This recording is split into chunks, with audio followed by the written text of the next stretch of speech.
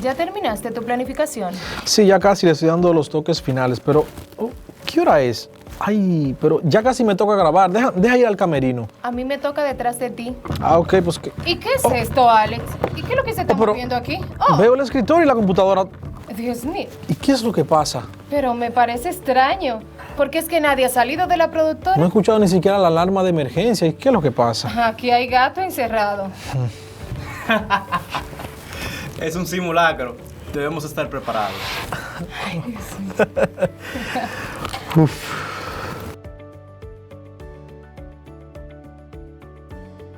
Saludos mis queridos estudiantes, como cada vez que nos encontramos, estoy feliz de tenerlos en sintonía con la fascinante clase del mundo de las ciencias sociales. Yo soy su maestra Yancel Ferreras. Recuerda que debes ubicarte en un lugar estratégico y tener a mano tu cuaderno de ciencias sociales y tu lápiz. Hoy continuaremos con el tema de la geomorfología, las placas tectónicas, los terremotos y tsunamis en nuestro planeta y de la importancia de saber qué hacer antes, durante y después de un temblor. Estar claros y entrenados para ello, porque esto puede salvar nuestras vidas.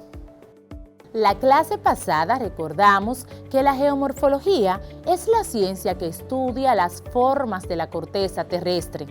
Esta ciencia se ha desarrollado siguiendo dos tendencias principales, la geomorfología histórica o cíclica por un lado y la geomorfología de los procesos por otros. Las placas tectónicas son aquellas porciones de la litosfera que se ubica debajo de la superficie o de la corteza del planeta. Son de material rígido y se ubican sobre la astenosfera, una porción del manto terrestre mucho más profundo y complejo. Las placas tectónicas se encuentran prácticamente unidas una con las otras y aunque son rígidas, no están sostenidas más que unas contra otras y se mueven constantemente, solo que sus movimientos suelen ser muy ligeros y difíciles de sentir. En la mayoría de los casos, los movimientos o desplazamientos de las placas es milímetro y no se siente en la vida cotidiana. ¿Recuerdas qué es la astenosfera? Pues es la capa del interior de la Tierra que se extiende aproximadamente entre los 50 y los 150 kilómetros de profundidad, formada principalmente por rocas plásticas parcialmente fundidas que pueden deformarse. La astenosfera está situada entre la litosfera y la mesósfera. Pero ¿sabes cuáles son los movimientos de la placa tectónica? Entre estos se encuentra el movimiento convergente. Este movimiento se da cuando al chocar dos placas, la más delgada se coloca por debajo de la gruesa, originando de ese modo los sistemas montañosos. Movimiento divergente. Este hecho se produce cuando las dos placas que están unidas se separan, creando de esa manera lo que conocemos con el nombre de falla, un orificio que se adentra en las profundidades. Si esto se produce dentro de los océanos, puede decirse también que se crean sistemas montañosos marinos. Movimientos transformantes o deslizantes. Del resultado de estos también está la creación de las fallas geológicas, dado que dentro de este movimiento cada placa se desliza para una dirección contraria, realizando a su vez un roce que dependiendo de su brusquedad puede ser el causante de terremotos si se produce en tierra o tsunamis si se produce en el mar. Eso fue lo que vimos en la clase pasada, pero el día de hoy analizaremos otros conceptos para aprender más sobre este tema. ¿Sabes qué es un epicentro? Es el punto donde se origina un terremoto y donde la intensidad es aún mayor. Este se mide a través de un instrumento llamado sismógrafo, el que registra en un papel la vibración de la tierra producida por el sismograma. Este nos informa la magnitud y la duración. Este instrumento registra dos tipos de ondas, las superficiales, que viajan a través de la superficie terrestre y que producen la mayor vibración de esta y probablemente el mayor daño, y las centrales o corporales, que viajan a través de la Tierra desde su profundidad. Esto se produce debido al choque de las placas tectónicas y a la liberación de esa energía en el curso de una reorganización brusca de materiales de la corteza terrestre. Otra de las causas pueden ser desprendimiento de las rocas en las laderas de las montañas, también actividades subterráneas originadas por un volcán, actividades subterráneas ocasionadas por el hombre como los experimentos nucleares.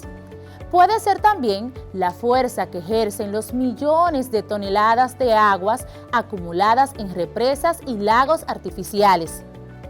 Pero, ¿qué importancia tiene estudiar las características de la Tierra?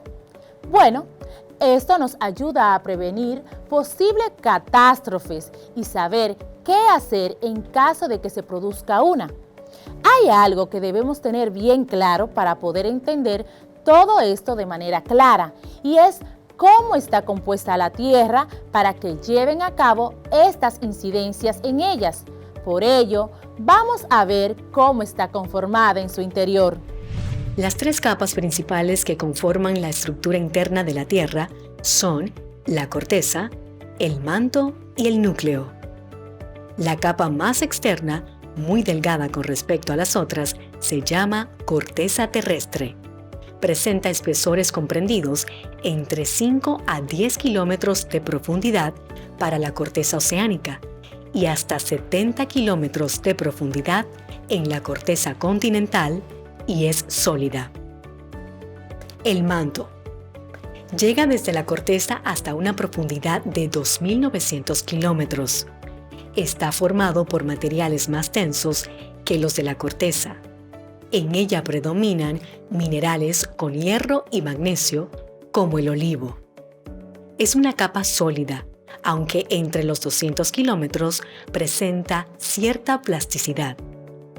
Esta zona más plástica se conoce como astenosfera y se conoce como el motor interno de la Tierra. La capa más profunda del interior de la Tierra se denomina núcleo y se divide en dos, el núcleo interno y el núcleo externo. El interno es una esfera de unos 2.432 kilómetros de diámetro de extremo a extremo, y en él se encuentra el centro del planeta. La composición del núcleo es principalmente de hierro y una pequeña porción de níquel. El núcleo interno es sólido, mientras que el externo es líquido. Se comporta como un líquido a causa de las presiones y temperaturas a las cuales es sometido. Es hora de poner a prueba tus conocimientos sobre el tema. Ayúdame a subrayar la respuesta correcta. Te voy a leer cada una 2 veces y a la segunda subrayamos la respuesta. ¿Estás listo? Iniciemos. ¿Dónde se encuentra la astenosfera? Justo bajo la corteza, en una parte del manto, en el núcleo externo. Repito, ¿dónde se encuentra la astenosfera? Justo bajo la corteza, en una parte del manto, en el núcleo externo. La respuesta correcta es la B, en una parte del manto. Muy bien. Número 2. Son aquellas porciones de la litosfera que se ubican debajo de la superficie o de la corteza terrestre. Núcleo, placas tectónicas o terremotos. Repito, son aquellas porciones de la litosfera que se ubican debajo de la superficie o de la corteza terrestre. Núcleo, placas tectónicas o terremotos. Si seleccionaste la B, estás en lo correcto, placas tectónicas. Número 3. son movimientos bruscos de la Tierra, terremotos, movimiento de la tectónica o manto. Vamos a repetir. Claro que sí. Son movimientos bruscos de la Tierra, terremotos, movimiento de las tectónicas, manto. Y la respuesta correcta es la A.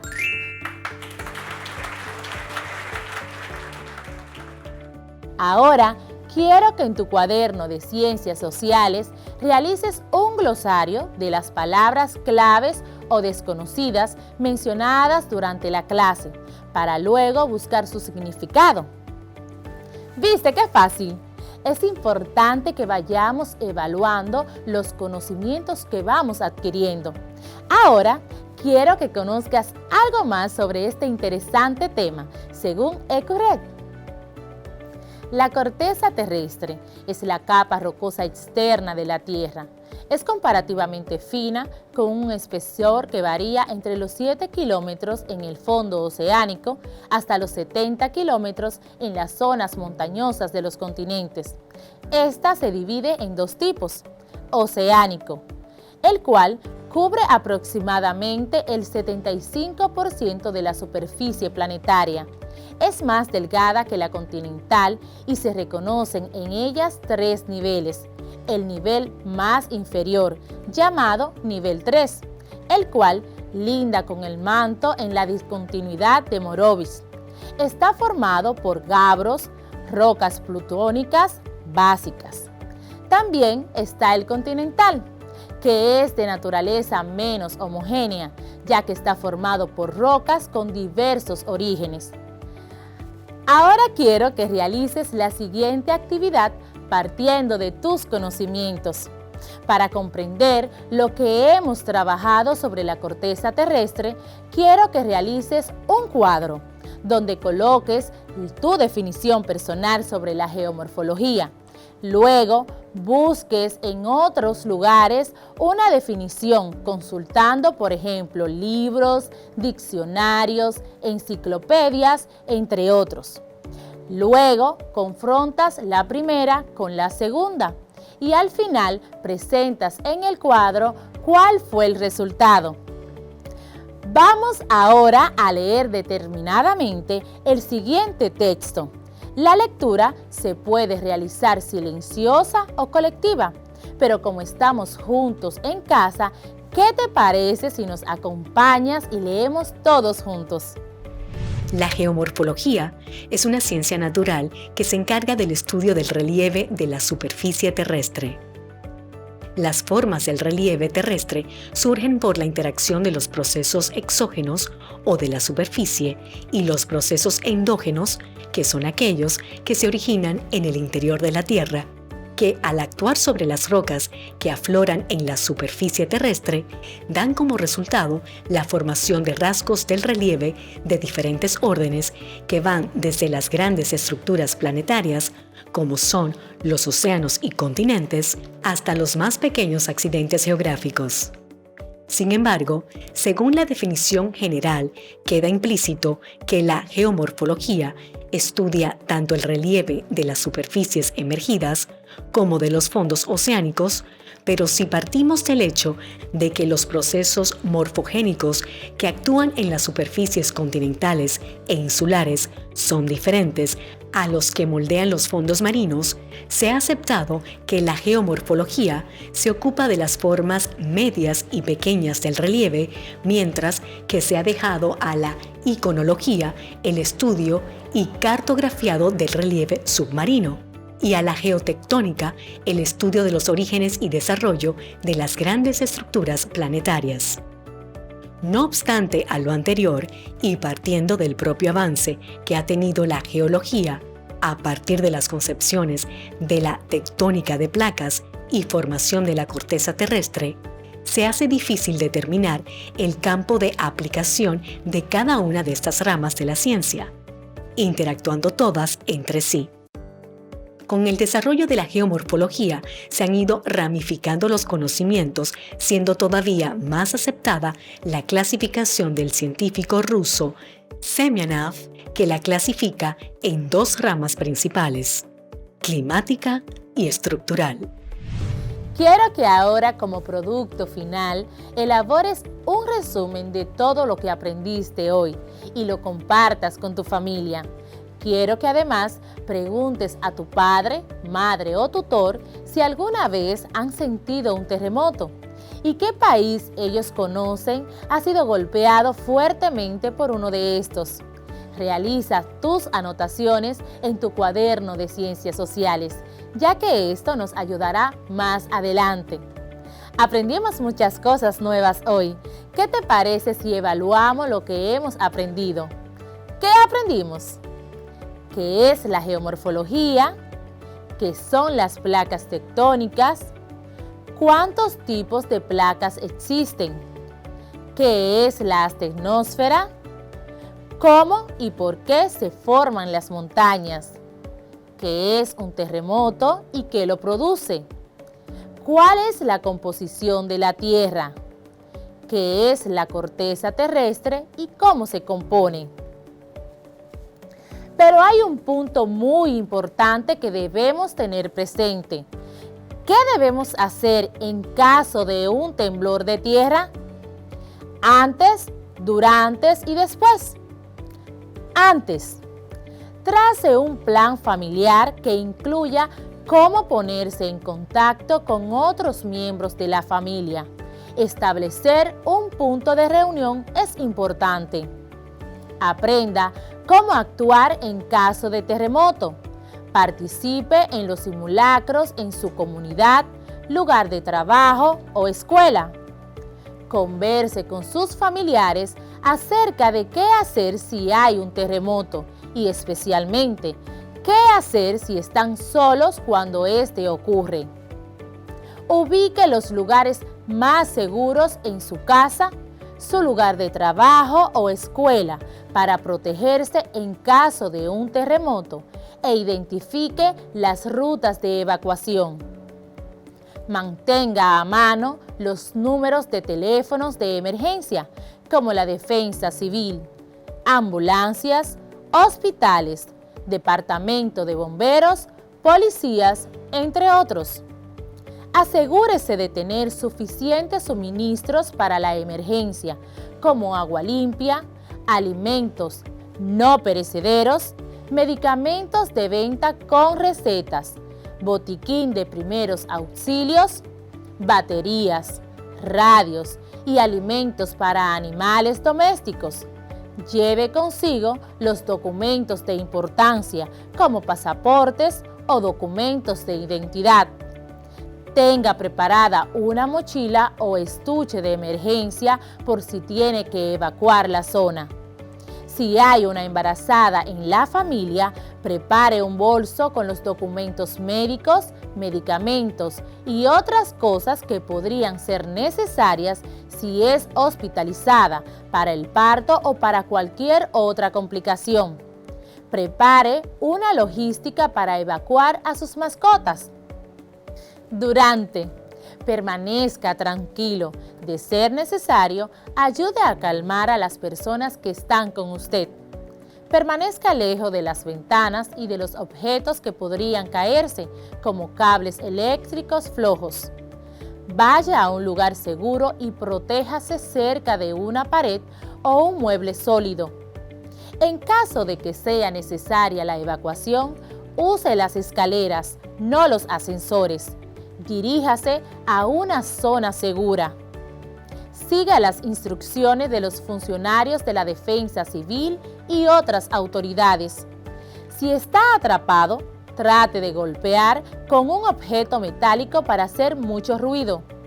Si está en una calle o vía pública, aléjese de los postes de luz y los cables de servicios públicos, así como de los edificios altos. Después, verifique la condición de su vivienda. Si considera que no es segura, notifíquelo a las autoridades y diríjase a un refugio temporal, la casa de un amigo o familiares. Consulte las fuentes oficiales para tener la información más actualizada. Sea cuidadoso con la electricidad, las tuberías de gas natural o propano y las fuentes de peligro de origen químico. Ayude a su familia y a la comunidad transmitiendo mensajes de apoyo y de aliento. Después de un terremoto, asegúrese de que todos los traumatismos sean evaluados a fondo por el personal de salud. Las autoridades de salud organizarán servicios de atención provisionales. Diríjase a alguno de ellos por cualquier herida menor o para solicitar atención psicológica de urgencia. Hemos llegado al final de la clase del día de hoy, pidiendo a Dios que no tengamos que poner en práctica lo aprendido hoy, pero es imprescindible saberlo. En la próxima clase hablaremos de los sismos en nuestra isla. Recuerda que si necesitas aclarar alguna duda y quieres volver a ver la clase, puedes hacerlo en YouTube, buscando cuarto de secundaria. Buscas la fecha del día y así podrás aclarar las dudas y refrescar el contenido de todas nuestras clases. Recuerda quedarte en casa para preservar tu salud y la de los tuyos, porque para nosotros es muy importante. Nos vemos en una próxima interesante clase de Ciencias Sociales con la maestra Yancel Ferreras. Bye.